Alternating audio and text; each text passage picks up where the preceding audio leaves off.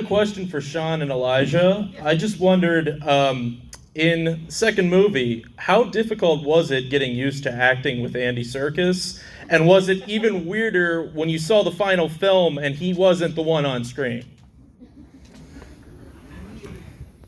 It's pretty incredible what Andy did.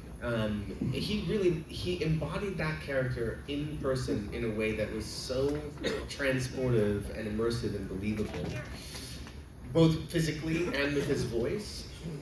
Oh, sorry, could you not hear? Both physically and with his voice. That we would do these things called reference passes for the animating team, and we would do a pass with multiple passes with him, and then he would step away, just do the voice off screen, and we would have to act and interact with thin air. And his performance was so incredible that it made our jobs easy to imagine. And the sort of, obviously the incredible feat of seeing the completed Gollum in the second film for the first time was an extraordinary thing to behold because it was real. But to be honest, he sold us on that character on set. Like it was so real. I never liked that stinker. I don't care if he's wearing tights and being nice off camera or if he's... Andy Serkis, when he got to New Zealand, we'd already been working for 7 or 8 months. If there's in Spinal Tap, they say take it to 11, like on a 10 scale, make it 11, like more than he's like a 4,920.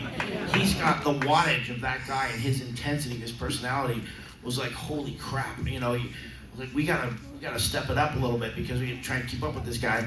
And you said the phrase reference pass. You remember how that phrase became very upsetting because it was new technology.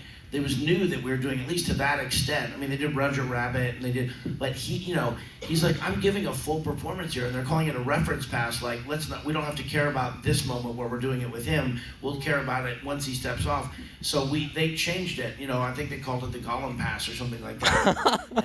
But he uses the phrase encoded.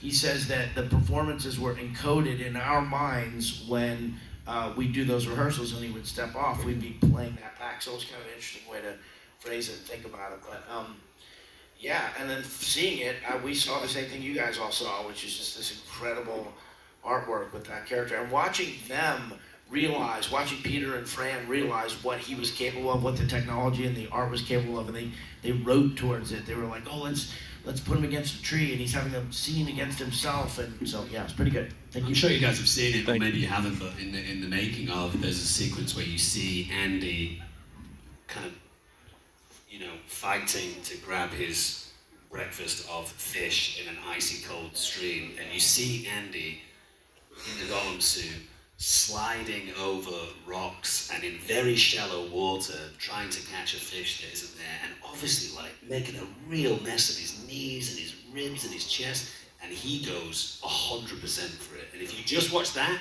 you'll realize what Sean said is that he was just on it.